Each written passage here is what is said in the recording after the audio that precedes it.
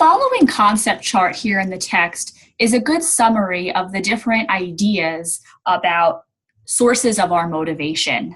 At this point, you should have read about all of these different sources and their main proposal.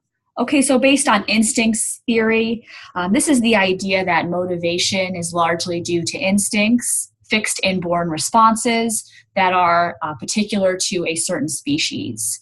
Now, instincts do play a role in our motivation and our behavior, but they're unlikely to be the full story for more complex forms of behavior that we see humans engage in. So yes, hunger and thirst are important, but we also have higher level motivation and desires. Needs and drives idea here is that when we have an unmet need, it creates this internal state known as a drive, and it motivates us to reduce that drive. Okay, so this is another idea about the source of our motivation. This notion of stimulus motives and the optimal level of arousal, this is the idea that we have a natural sense of motivation to explore and interact with our environment.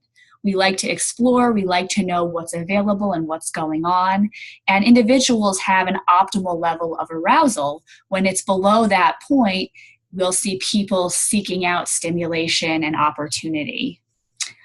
So humans like to explore their environment. As you can imagine, that would be adaptive, knowing where food is located, knowing where potential mates are located. So we like to explore our environment. Incentives theory is very sort of operant conditioning based. It's this idea that we place value on goals or objects and we're pulled towards obtaining them. Okay, we want to gain the incentives. Okay, this can be a psychological motivator for our behavior. Okay, a paycheck is an incentive, right?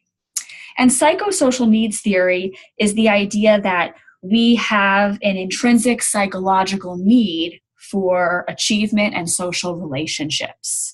Okay, so up here, instincts, needs and drives, and stimulus motives, these are biological sources of motivation. And when we look at incentives and psychosocial needs, those are typically characterized as psychological sources of motivation. And of course, it's a mix between biological and psychological factors that contributes to our motivation on a day-to-day basis.